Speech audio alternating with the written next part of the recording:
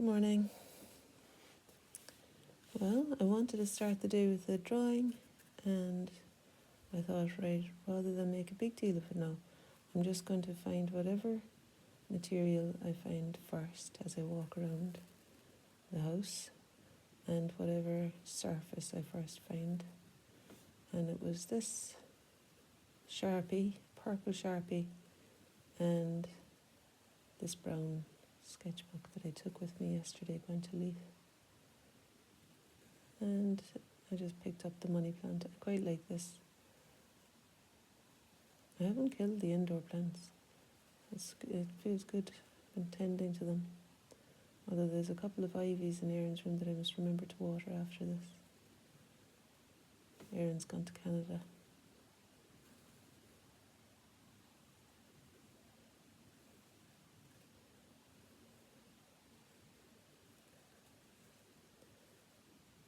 So some of the distances and things mightn't be completely accurate here, but I feel like I just want to place best I can and replace when I notice, it needs adjusting. But to just kind of enjoy the looking and figuring out. It's quite nice actually. This is it's almost like a jigsaw really, the money plant, isn't it? And I'm looking forward to tackling the cup as well maybe. But at the moment I'm just simply being here with the very dark earth behind this single leaf. And then there's one overlapping it that's hardly distinctive from it because of its tone being almost the same. And then there's another little disc of a leaf back here, extending low behind that one. And then two small little ones, kind of heart-shaped here. One overlapped. And then there's a third one underneath them. And then the edge of the cup. Oh yeah, and there's two other small little ones here too. And then the shape of the earth as it meets that heart-shaped leaf, and as it meets the edge of that, and then as it meets the edge of the cup. And the rim of the cup has a shine to it in places. And then the edge of the cup comes maybe about there-ish. And it extends as long as the leaves extend here, and another bit longer. So I think about there, I could turn in. I'm not going to commit to the other side yet now until I've started the leaves. It's quite a big leaf there. Small one in the background. Biggish one here. And I'm doing my best to see the negative spaces in between these leaves as well. Sometimes it's quite a pleasing thing to use your non-dominant hand for these little observational drawings, because it takes, if you feel like you're wanting to do something precious and important, if you put the pen into your other hand, you're so affected by just trying to make some mark on the page that you forget about needing to make a masterpiece, and you just let yourself look and draw and look and draw. And so I do find that helps me sometimes if I'm feeling a bit precious, or just if I want a kind of more organic mark, I guess. But here my concentration is about really doing my best to look and just to simply do a drawing to start the day. I had thought then that I might go to the swimming pool on the way I need to pick up a prescription for Lily in Dalkeith. And there's a swimming pool on the way, because I'm not sure if the chemist shop is open yet. And also I like at the start of the day doing a couple of kinds of exercise. Started this since the new year. I had a feeling of stuckness in myself a bit, over the winter time. And it was creeping up in me, this kind of feeling of I was becoming less and less mobile without really acknowledging it. Like, even although I'd take the dog out and stuff, I'd be sauntering slowly along, And I think I missed that physical engagement with vigorous exercise and regular exercise. So I started giving myself a goal. There's a Facebook group I've joined as well about it, but mostly what I just use is that for accountability, to say every day what 3 pieces of exercise I've done. And today, I quite like, getting 2 bits out of the way at the start of the day, like to have done 2 things. I feel physically better, and also I know I've got just one more box to tick if I want to accomplish my 3 moving goals for the day. And sometimes it might just be a saunter with the dog, but it's lovely to, at the end of the day, acknowledge I've done 3 things. Intentionally set my heart on doing 3 different kinds of movement. Yeah. So I'm feeling healthier in my system. And like a couple of years ago, I had just recovered from a thyroid thing. So even to remember to be grateful too, that it's not a given that we've got all the, that a lot of people don't have the capacity to do that every day. So really grateful. I'm just reading a book at the moment, actually, her name is Ruth Fitzmaurice.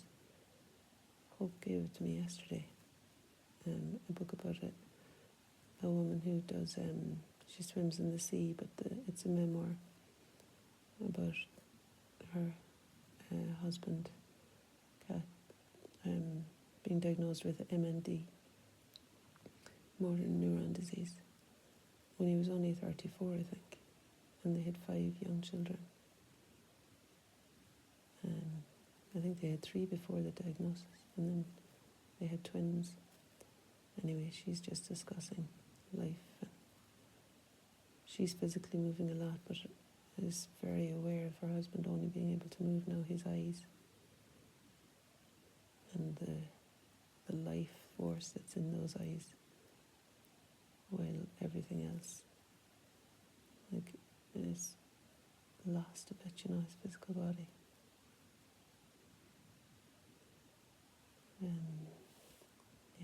It was a gradual thing, but it just makes me consider, as I'm talking like this, how very valuable it is to be able to move, really, and very, kind of lucky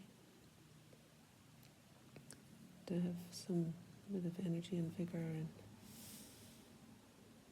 and also mentally to have the enthusiasm to do it as well. There's all kinds of disabilities, isn't there? Disabilities that make it more difficult. Anyway, back to here. There's something really lovely too about starting the day with a bit of drawing, like just looking at something and simply coming back into this small stuff right here. That's one of the things too that Ruth in the book talks about, is the simplicity of just looking at a tree. She has a silver birch tree out the window that she sits and looks, and she said it's her best friend, this tree. And there's something about, someone, I don't know who said, our attention is our superpower, where we are, the great power in attention. And this cup says, listen to the world. And there's some birds on branches and things. It's a little enamel cup. I rarely use it because to burn the lips off you, if you have a hot cup of tea in it.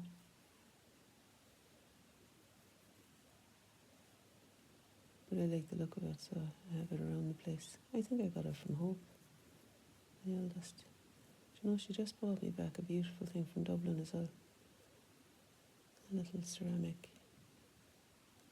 kind of little bowl. Such a beautiful thing. It's got birds on it. But it's the feeling of it that's so very delicate, but smooth, it's so completely smooth. As soon as you put words in a picture, it's all you see, isn't it? But I kind of wanted to put the listen in.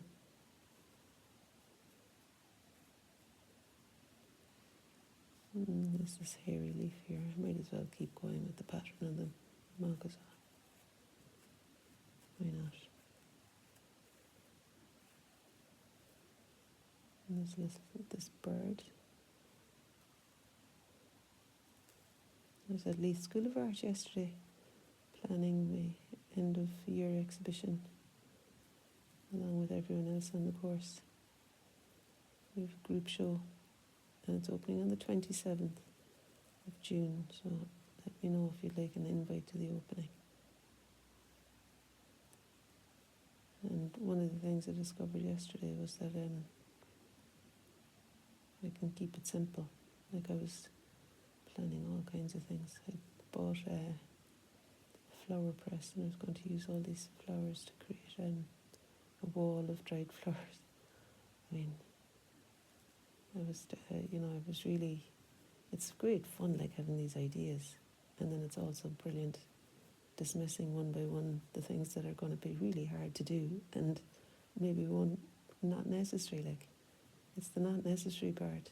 I want to only have stuff that I feel like is there passing on the message that I want to pass on, rather than anything that might only dilute that really extra. So, and with us writing our artist statements now this week, that message needs to be articulated clearly. So I'll be having to think about really, again, what it is that's important in that respect. And in the end, I might only have 2 or 3 pieces, fairly big pieces, in the space I've got. I had originally anticipated using all the small little studio pieces that I made. There's a couple of people sitting over here in little branches. I've forgotten about that. This cup. So I made loads of pieces, with things like the cord. I've been weaving grass, and I've got a lot of woven grass wrapped around pieces of wood. There's another little bird here now. Don't want to forget him. Or her. And another sign, and this one says world. Listen to the world. I think the world of nature is maybe the thing I'm gonna commit to listening to that today. So this is the second last day of May. I was thinking I might what was I gonna say? I forget. I think it was something to do with my word for the month. My word for May was peace. And I don't know what my word will be for June. Listen to the world. Yeah, when I was thinking about that, I was saying listen to the world of nature as opposed to the world of busyness and traffic and lots of people, and the listening to demands of my own inside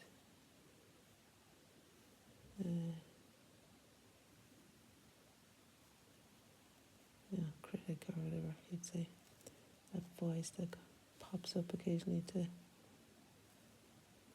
keep things on, to keep you feeling a bit like you have to keep with the system, like you have to keep yourself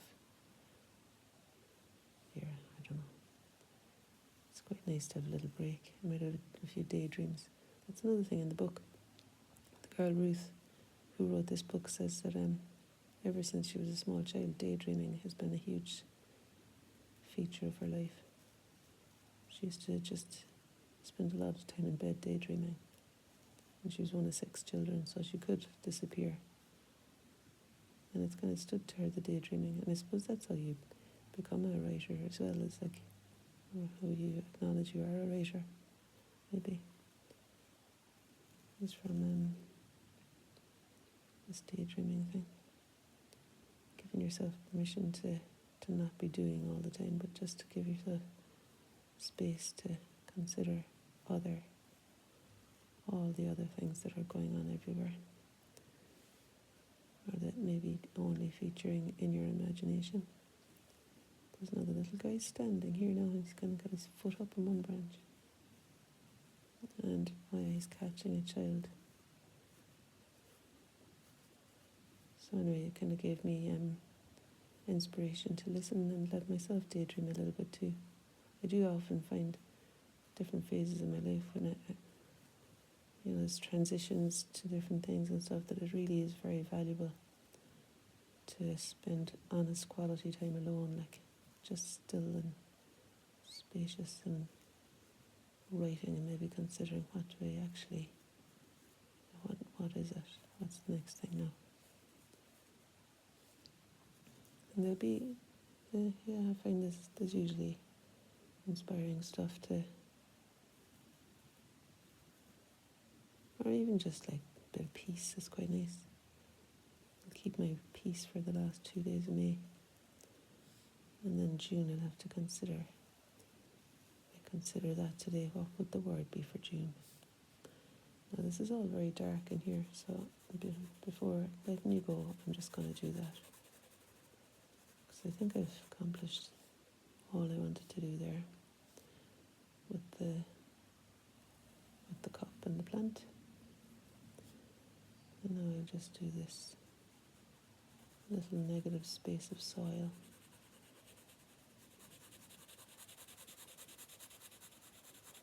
Yeah, the intentions of bringing fresh flowers in to make a flower cloud, and maybe to have soil with things growing in it for this exhibition. So it was a relief yesterday to recognise that I don't actually need all of that stuff. It's a bit dark here as well now. See, as soon as you put dark tones in, it kind of looks a bit odd if there's only dark in one spot, because there are quite a few very dark shadows in between some of these brighter flowers or brighter leaves. And even the background wall there behind the curtain and beyond the table, which curves. Maybe might as well put something in for the table. I bought this table in from the garden earlier on this year. It's one that I got from a lovely lady in Glenbucket when I was teaching there. A friend of a friend gave me this table and chairs for the garden, and I just covered it and bought it in because I quite like a circular table. And I've taken the rectangular one, which is really robust, out to the studio in the garden, and when I tidy up that studio, it's going to be really nice having the table there. After this course, I suppose, maybe even before it finishes, I can tidy up once I've made my decisions about what it is that I'm going to include in that exhibition. I feel like then I can do a bit of a spring clean, summer clean of the shedio, as my friend would call it, in the garden. And I also love just to have it like a little alfresco cafe for myself. Although these days I seem to want to go out more than sit at home. I suppose, when you've got a career that, like my work involves connecting with people quite a lot, right? I love teaching and all of that, but a lot of it is online now, and also even the teaching thing is kind of different from like what I enjoy as a balance to that is to go into the world myself and engage with the world without being with anyone else really, but just having people around me, like going to a cafe and reading my book, doing a bit of writing. I quite like that. Whereas if I was I remember obviously during lockdown and around that time I used to love just dressing up the table for myself at home and making scones and kind of doing it all that way, like creating the whole cafe thing, but in my own home. I have no inclination to do that these days. I suppose the oven is broken, but the air fryer you can make scones in the air fryer. But then I kind of find that I just end up eating all the scones that I've made. Even, I can just make a couple.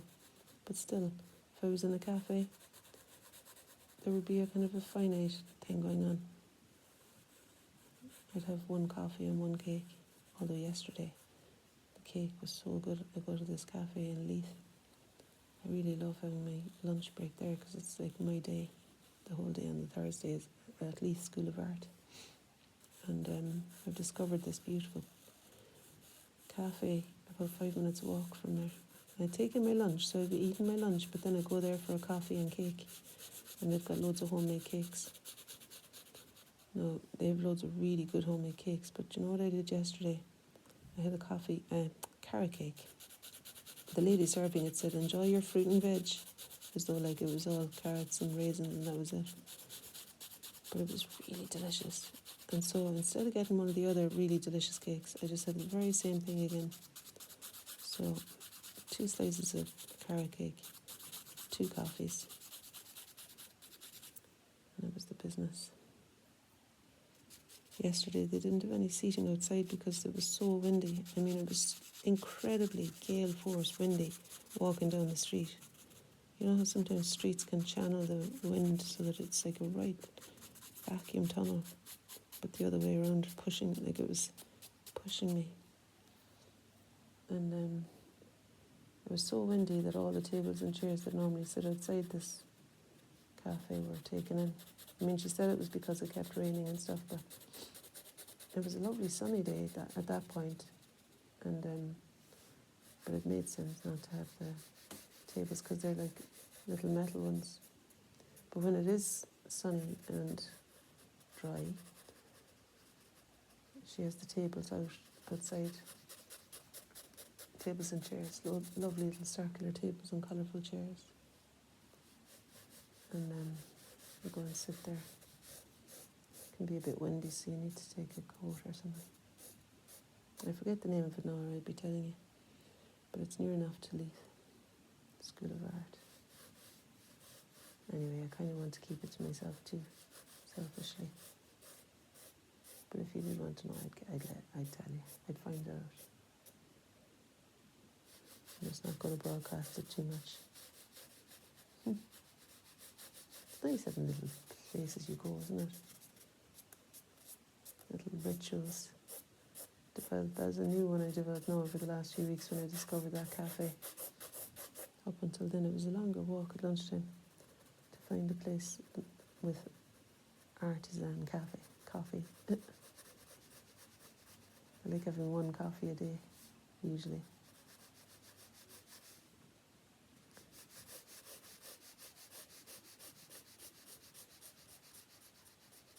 So I make it a good coffee, you know.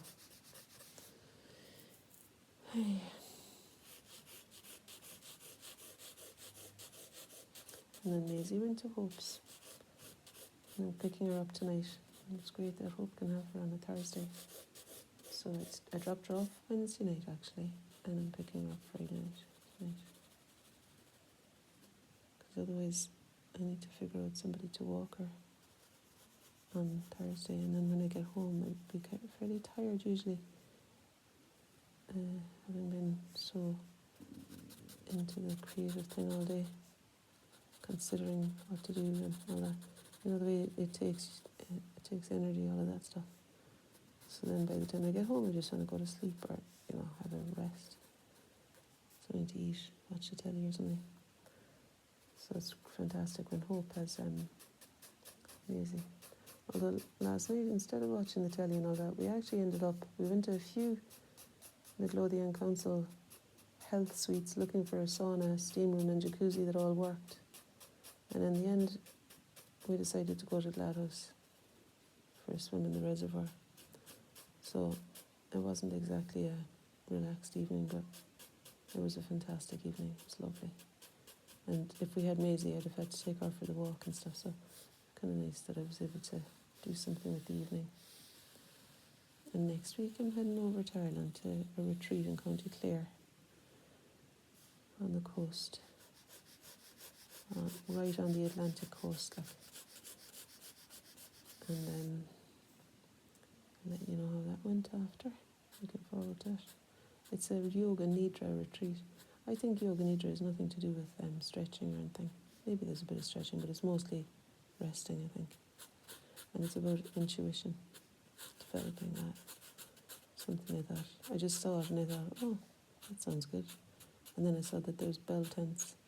One of them's called, I think I've got oak, and there's another one that's hazel. So all of that converged to make me want to definitely book on. So I booked my flight to Shannon on Thursday morning. And then I actually ended up booking an extra night. I think I would have had to leave early on the Sunday and miss the last day if I had flown back on the Sunday. So I've ended up now with a free day, and I need to book somewhere to stay. I just thought it'd be a nice little adventure for myself too. I love County Clare. And I thought, sure, I might have no transport myself, but I suppose I could rent a car, get a bike or something. I don't know, we'll see. And I mean, I could stay at the venue maybe for another night, but I'd quite like to do something a bit different, just for myself, after the event. We'll see. I'll let you know when I come back. I'm back on I think it's the 9th of June. Back on the Monday. I'll be teaching that night then. Well, not teaching, but just meeting up with all the Monday landscape folk. I was thinking I might get some nice, I thought I might get some nice landscape photos over there if I could get myself a decent phone with a camera on it. I could just use my iPad, I suppose. And then again, yoga nidra retreat, you're not going to be pulling out the old digital stuff here. We'll see. It'd be good to actually have a real plan around that. Decide for myself what do I want to do. I know David White, the poet, lives over there somewhere. He sometimes does walkabouts in Clare. Or there's lots of kind of traditional music bars and stuff in that side of the country, I think. We'll see.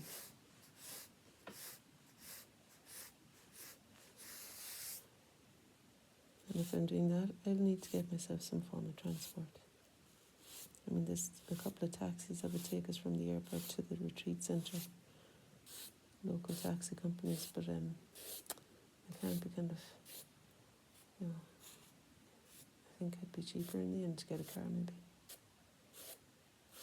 And then I'd be able to travel around on the Monday, find a spot for myself. Last time I was over that side of the country, I didn't book anything, and it was the Galway races. I ended up paying £250 for a bed, and I was intermittent fasting at the time, so I didn't even have the breakfast. £250. So that kind of, I suppose, is my lesson learned. Maybe I should make sure that doesn't happen again. So I'll make sure there's no festivals on, at least if I'm leaving it to the last minute to book something. So there you have it. That's my listen to the world. Thanks for listening to me, rabbiting on about all the things, thinking out loud. And thanks. I hope, if I've got it right, who got me that lovely listen to the World Cup. And I forget where I got that one, but that's a nice one too, isn't it? Anyway. Hello and goodbye. Half an hour, that was nice. See you later. Maybe you could find something. Find the first thing you can draw with. This is a challenge for you now. Find the first thing you come across to draw with, even if it might be an eyebrow pencil, and something to draw on, and something that you want to draw. But give yourself 5 minutes to find the 3 of them, and then just sit down and have a preamble with yourself. You can pretend I'm sitting with you if you want to talk to somebody. It's good fun, nice start to the day. A bit like journaling and stream of consciousness. Okay, I'm definitely stopping now. Right, nice to see you. Bye.